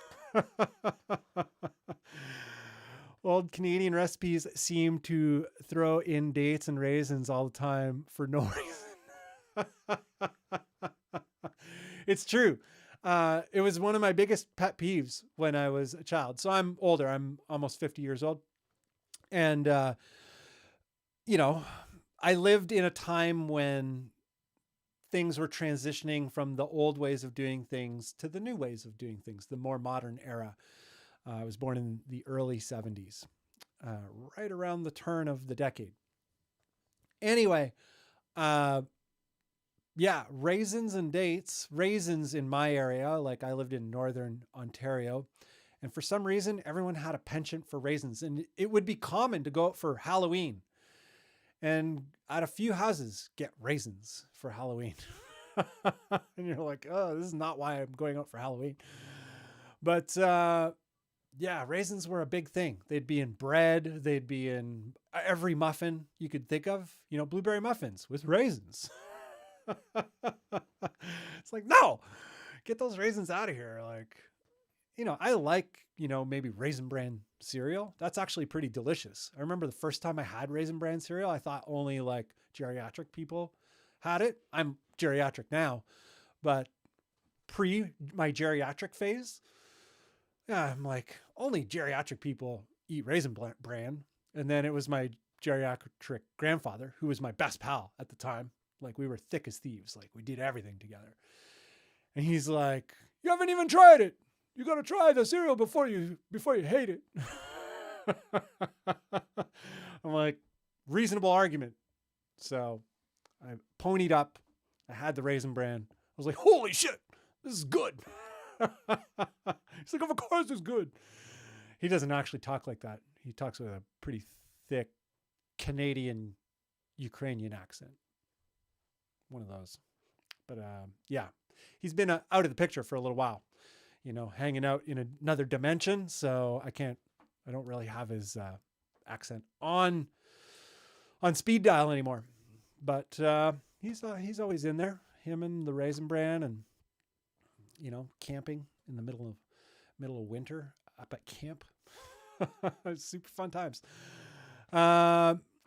Jason Osho, where did you live in Northern Ontario? I'm originally from Sudbury, North Bay. Oh yeah. So I spent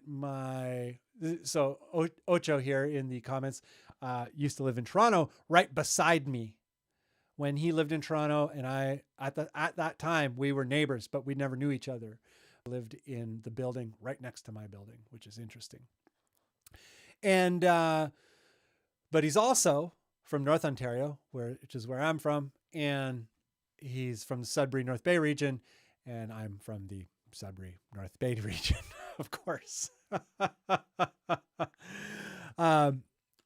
Jason, oh, my toque here. You see my slick lid here, looking like a vampire. It's a vampire haircut. I went to the barber. I was like, give me your best vampire. It's hot right now. High hotness. Looks like my internet connection is terrible. But let's see what it says. What might be the reasoning? We're going to close all this. Maybe it's eating up bandwidth. I don't know. 1038, buffering. Error. YouTube is not receiving enough video and maintaining smooth streaming. As such, viewers will experience buffering. Apologies for the buffering. But Ocho, I'm originally from a place called Espanola. And yeah, it's not it's a Spanish settlement, but there's no Spanish people left there. And yeah, I grew up like outside of that, like on the edge of that place, that city. And I moved to Sudbury in my teens. And my mother lived in North Bay for a period of time. My parents were split early, so we would go hang out at my mom's or at my dad's, whatever. And for a while, my mom was in North Bay, so I spent a bunch of time in North Bay as well. And also there was the Bucket skateboard park in North Bay. So in my late teens, I spent a lot of time traveling to North Bay to go skateboarding. Even though street skating in Sudbury was awesome. Yeah. What high school? I went to Lockerbie. In Sudbury, I went to Lockerbie and Sudbury Secondary. So, Rough Riffs. How are you, Rough Riffs? Thank you for the contribution. I don't know what these things are called. You'd think, you know, I've been doing this for a while. I think they're called supers. I don't know. I don't know the YouTube lingos. But hey, Bunn, I greatly enjoy your videos. FYI, for your Discord mods, the invite link expiration time can be changed to be longer or never expire. Yes, that's true, but I see a positive in the links expiring in case they just get left on the open internet somehow. It's probably better if you forget about a link in a YouTube video or something like that. It's probably a good idea for that link to expire to a semi-private community where, you know, it's a good vibe there. So yeah, we don't want to have, you know, executive control over it like in that way. But I think the community itself as a community would like to control itself and not just invite anybody who has an open link. So I get what you're saying. And I think it's good to know that because I didn't know that. So thank you for the info. But there is definitely a reasoning that is sound for our purposes of the links. But yeah, thanks for the heads up, mods. If you guys know about that, changing the time to be longer is definitely an advantage. Maybe letting a link stay open all weekend in a very specific place or something like that.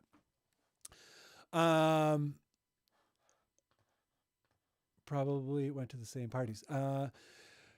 So Jason is saying that we were there at the same time, probably went to the same parties. The only thing, Jay, is I didn't really party at that point. I was not a partier.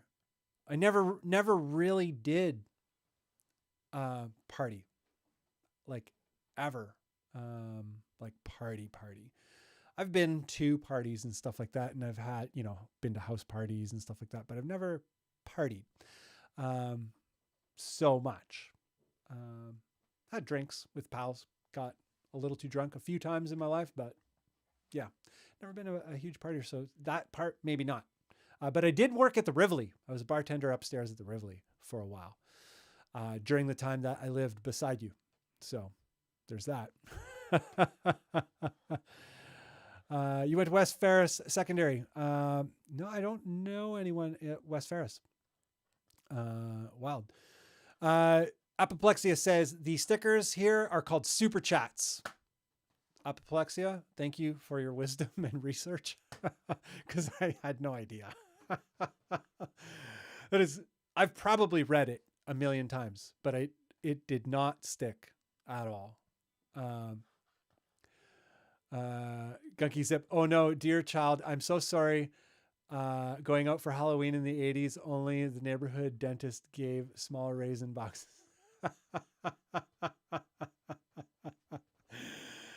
Yeah, whatever. It's like probably of good intention to give out raisins at Halloween. We're talking about giving out things at Halloween and some of those things being raisins and dates and kids not being too stoked on it. But maybe it's, you know, the sentiment is something to be thankful for. And Beard Guy is asking, do I watch Letterkenny? Bunn, I do not, because I don't know what it means. Might be a typical thing to ask a Canadian. I do not. I don't. So to answer that question with a little bit more understanding, I guess, is I don't really watch very much at all. I watch my friends' YouTube channels, and I watch YouTube instructional videos about cinematography and physics. And that's it. So, yeah, I don't watch. I will occasionally watch movies with my girlfriend, and that would be about it. And yeah, Mr. Ocho, thank you, sir. Thanks for being me. Thanks for being you, dude. Like, we gotta friggin' hang once this thing is done, because our lives have been too close for too long. So kind of due to be pals, like real life pals. Small town Canadian comedy show filmed in Sudbury. Is it really? Holy crap. Wild. Sudbury's a great town. Just saying. It's probably, but Sudbury and Halifax and Winnipeg. maybe my favorite places in Canada. Sudbury and Halifax specifically. Unbelievable. Career change, big move. Happy for you. Oh, thank you. Yeah, big career change. I got to make it into a career. But, you know, you don't know until you know. You don't know until you try.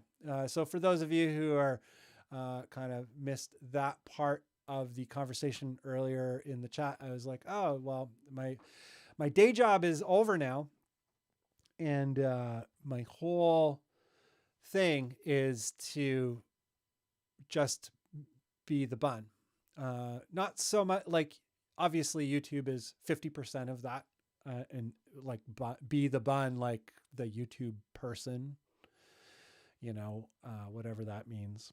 But so that's a part. Doing YouTube thing, hopefully doing YouTube better, like more cinematic, more like better crafted stories, more frequently. That is the goal. Once a week. That is the number one goal. Number two is music. To release a track of music every single month without fail. Always, or more. You know, one thing about releasing music on a schedule is the more you do it, the more that you are writing, recording, and producing music as sort of like as a momentous type of practice, the easier it gets to write music. And one of the things where I'm hopeful that the music writing should never stop flowing is that I have 3 projects to put my energy into. So what happens to some people is they get stuck, like writer's block, like, you know, stuck for fresh ideas or whatever. But I hope, like I say, this is a hopeful thing because I have 3 projects that I can put creativity into. And there are 3 projects that I enjoy very much, which is Vens, Foreigns, and Wetlands. For anyone who does not know, thebunn.ca, the links to everything is in my description if you're curious what kind of music I make. Because a lot of people don't know what kind of music I make, which is fine. I don't expect anyone to know specifically, but I make music, strangely enough. Yeah, I'm going full time with all of that stuff. So releasing music on a schedule, releasing videos on a schedule, but attempting to do everything to the highest possible level for myself. And I'm sure that highest possible level will always be moving, will always be a changing thing. And I think it is for most of us. I think that is just the human condition, but that is the challenge that I've put myself to. So I'm going to have to fend for myself through making art and doing videos and all these sorts of things, selling merch and all that. Do I think I can do it? I don't know. We'll find out when we find out. But if anyone missed that part and is wondering what the heck I was talking about, is yes, I'm no longer with employment and I'm doing videos and music full time, which means there should be consistent produced content on the channel in the coming months on a weekly basis. That is the goal. Thank God or thank goodness. I don't know. I'm not religious, but you know, if anybody is, I don't know. I just try to be sensitive to all that stuff. But yeah, thank goodness that I've been able to do at least live streams, because doing videos has been difficult because I've been doing this transition thing, having to train people and all that stuff.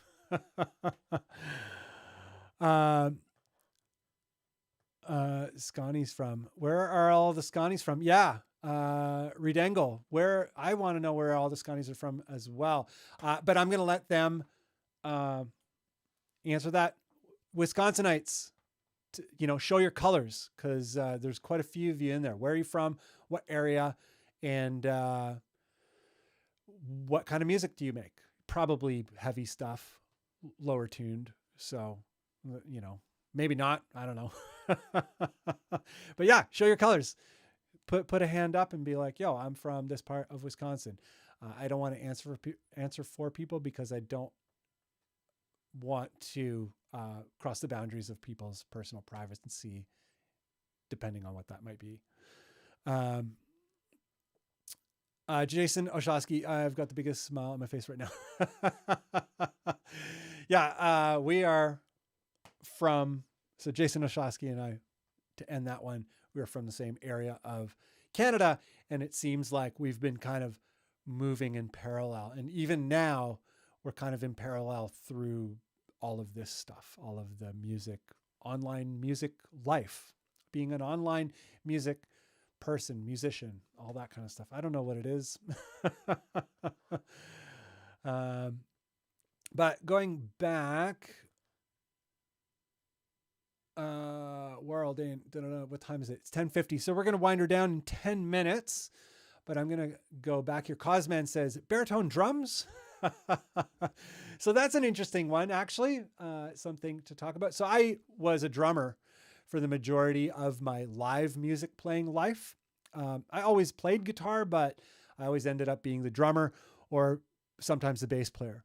And the reason was it was always really easy to find guitar players. So I'm like, I'll play the instrument that is the hardest to find, that we want a specific like level of that is hard to find. But guitar players, we'll just find those people because there's so many guitar players. So I played in bands forever as a drummer or bass player. And so Cosman says, baritone drums, question. And interestingly, with drums, I like really, really punchy drums. So my favorite kind of drumming is like gospel style drumming. I'm not a religious person, but how the kids come up in the church, grinding on those drums, like just shedding all day long. The chops they have and the feel that they have with their chops, it's the feel that makes it. So Thomas Pridgeon, I'm a huge fan of, and many more. I don't want to get too far into that. I got to be careful not to sidebar, but I love that sort of punchy, tight drum sound.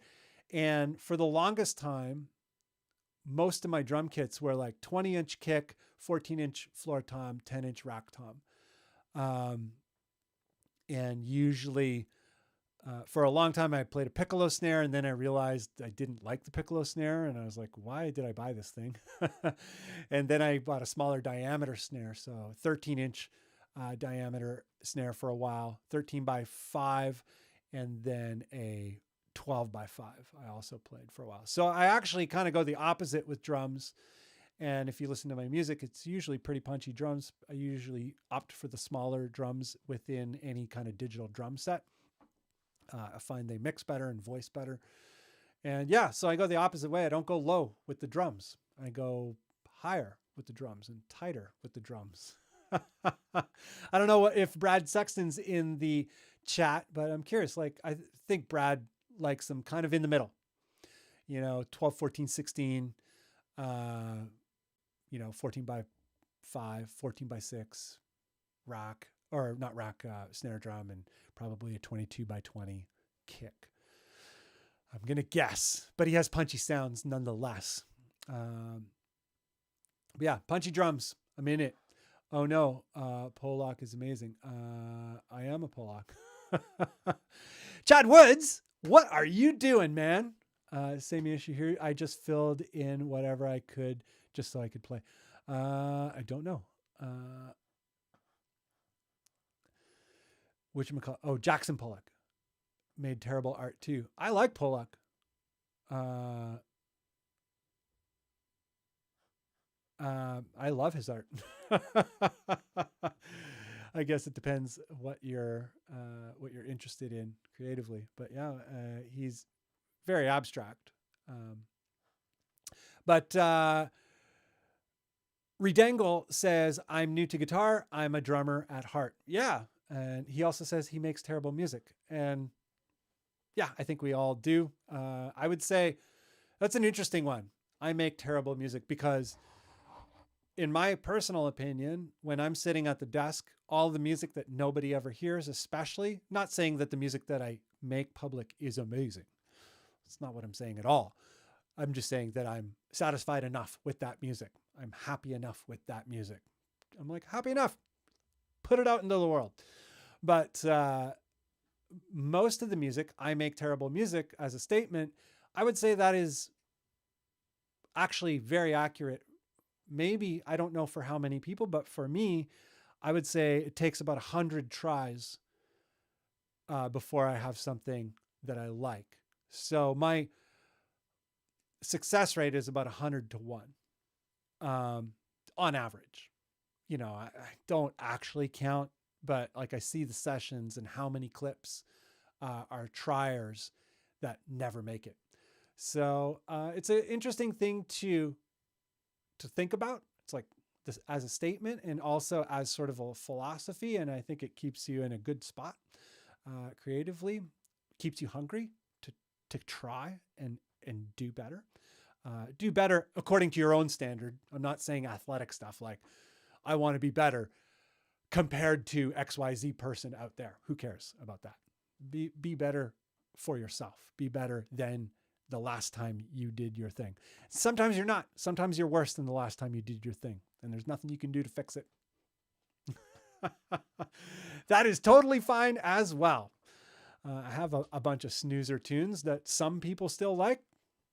I don't know. I don't like them, but I like them enough to let go of them, but they're not my favorites. But Jimbo, good night. Have a great one, man. Baritone Cult. He's talking to you. Oh, that's Jimbo. No, not Jimbo Collins. Have a great night. Baritone Cult. Okay, I see what's happening here. Good night, Aaron. Baritone Cult. Good night. Follow the breadcrumbs.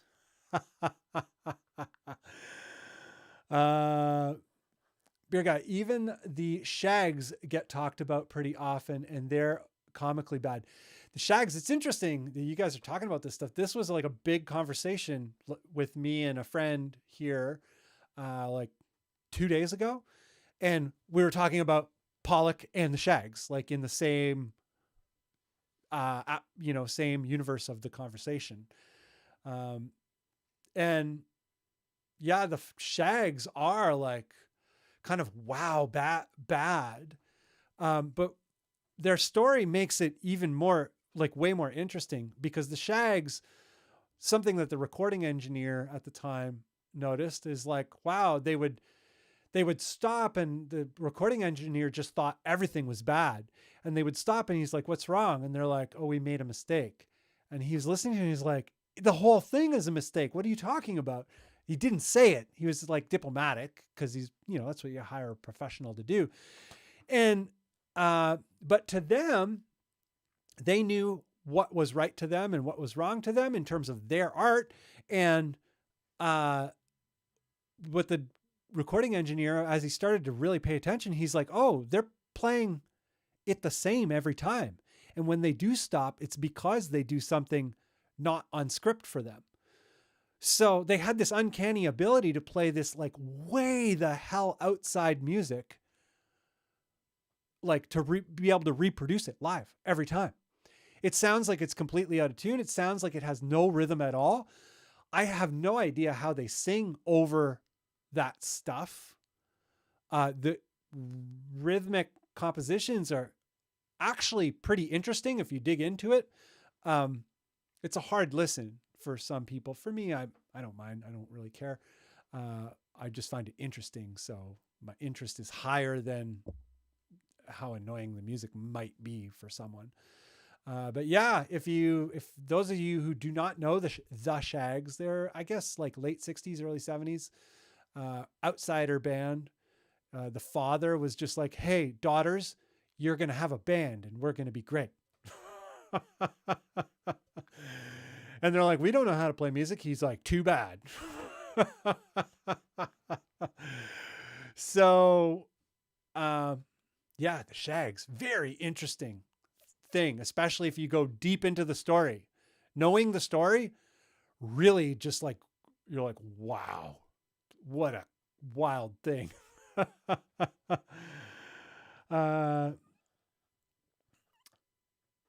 Don Canale, we say moin. Hey, moin.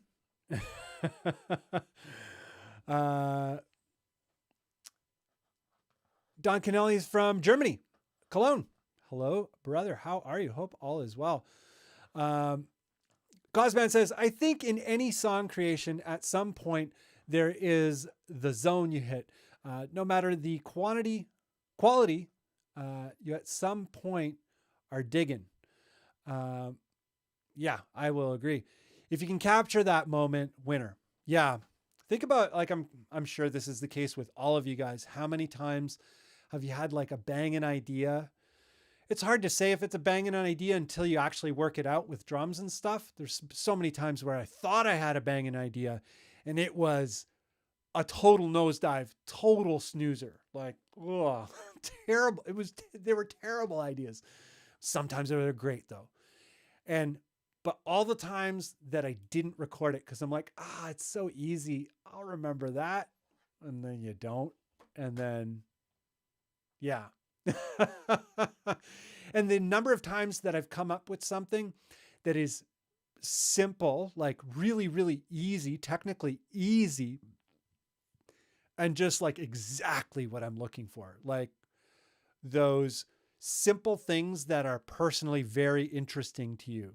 That's what I'm looking for always. I'm always looking for what is the simplest in concept, but the most interesting to me. And I try to ride that median the best I can.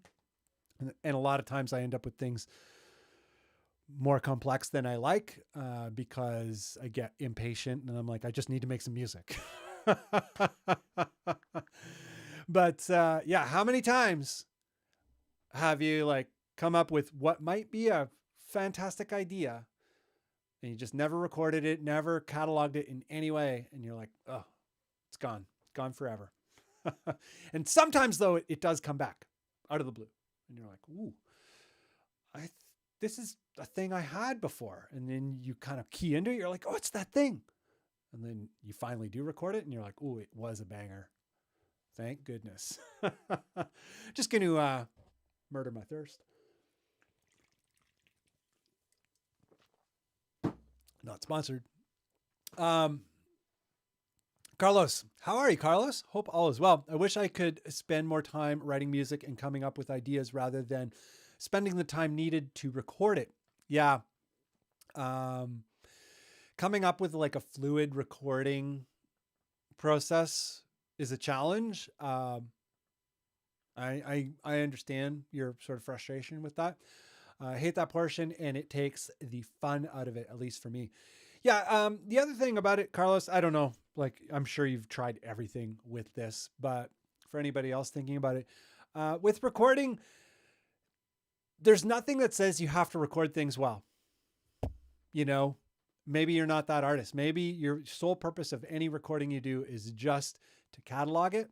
And if that's the case, just get it down so you don't forget it and then move on.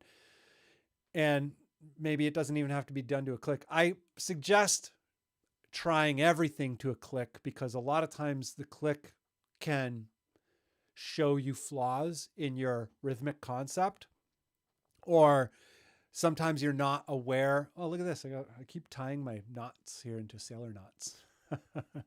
But a lot of times you will have a rhythmic idea and maybe not be aware that you're starting on an and.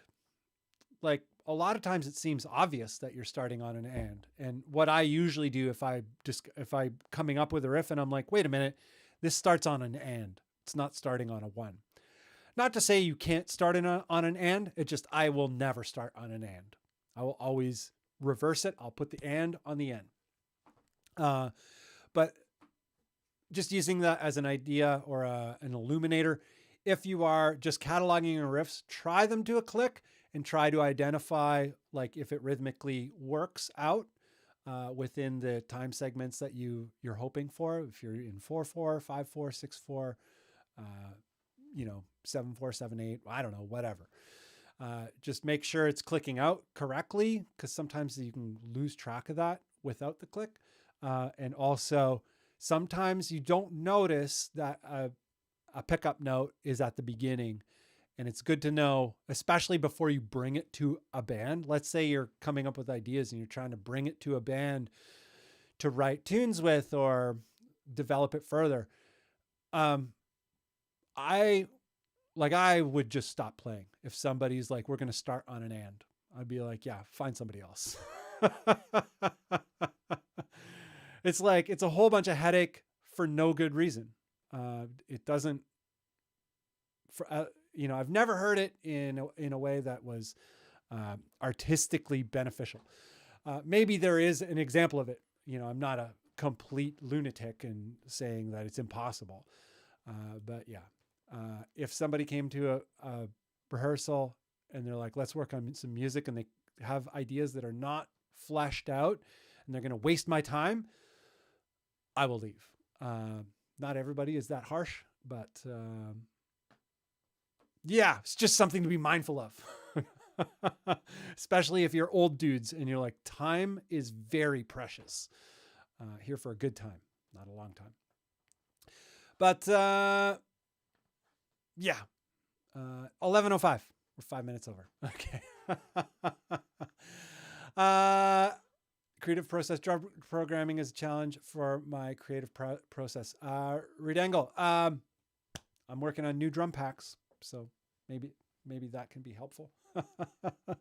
I'm also I have a video in work about sort of attacking the drum programming process in ways to hopefully, I'm trying to think about ways to make it more effective use of time, faster ways to get good results, and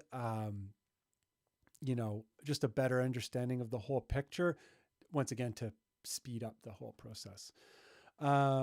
So that is a video that is currently in work. There's like 6 or 7 videos in work. That's one of them. I don't know when it will come out, hopefully soon. But yeah, it is a challenge. Program drums for people, especially if they don't come from a drumming background. I think you do come from a drumming background, but you're just annoyed with programming drums, which stands to reason, because it's not the most fun process. But there are ways to work on it in a more productive way, a faster way. Hopefully I can get that out soon. So I'm going to knock out here. It's 11:07, and my throat is not going to make it much further. Thank you very much for all the, what was it? Apoplexia? I think super chats, stickers, super chats. We're going to call them super chats. Thank you, everyone who contributed to the channel and to the progress of the Bunn here through super chats. Highly, highly appreciated. Like, I can't actually believe it, which, yeah, amazing. Oh, you guys were talking about beers. I like beers. I missed that. But I'm going to sign off here. If you're interested in continuing the conversation, there is the Discord. To my knowledge, at the moment, we have Anthony Nito, David Apoplexia, and Nick Hill, who all are which in the stream at some point. They can help you get in. They are all part of it and have that level of moderation or whatever. I can also help you get in if you're interested. I don't have the link handy, but if you're interested in getting into the Discord, because it is a place where you can continue the conversation. For those of you who want to continue being pals and whatnot after a stream, that might be a place. You can take it to your own personal chats as well. Like, I highly recommend that. Be pals, because this world makes for lonely people, and our whole thing is to try and turn that around and make social media social. So I hope that's happening. But yeah, the Discord is a place that is social. You can hit those people up: Apoplexia, Anthony Nito, and Mr. Nick Hill, who were in the chat tonight. To my knowledge, I might be missing something. Oh, Stephen Barton was in there as well. He is also a guy who can get you in, gear stuff and things. And I can get you in. So you can contact me after the stream if you'd like a link to get into the Discord. My links are throughout everything. My email is scott@thebunn.ca. Bunn is with 2 N's, of course. And .ca. But I'm taking off. It was really fun. It's always really fun. I probably jabbered way too much, but you guys have had amazing conversations with each other, which makes me happier than you could possibly ever know. Like I say, the world is a lonely place and we need to undo that part. But have a great night and a great weekend. I hope you guys get into some riffs if you have some spare time. Hopefully that's the case. If you don't, I hope spare time is upon you soon so that you can put it into your music making. If you have any questions about music making, life, and otherwise, always welcome to drop me an email. I try to get around to emails at least, like, there's a lot of email, but at least once a week I cram through all of them. So if you send me an email or contact me in any way and I'm not immediately responsive, I will get there. I'm one guy, but I will get there. It's not that I don't want to respond. But anyhow, good night, everyone, or good morning if you're in Germany, sunny Munich this morning. But yeah, depending on where you are, have a great weekend. And this happens every weekend, every Friday night. And I do a live stream with Nick Hill on the Bandless YouTube channel. I should have shared that. I'm not prepared. But that's every Wednesday night, 7 Central Time. Can see you there. Nick Hill's stream is tomorrow night on his channel, Nick Hill live stream. So hopefully I'll see a bunch of you in Nick Hill's stream tomorrow night. But yeah, have a great weekend and tune low, go super low, be super stoked, and live life because, yeah, life is awesome. Good night.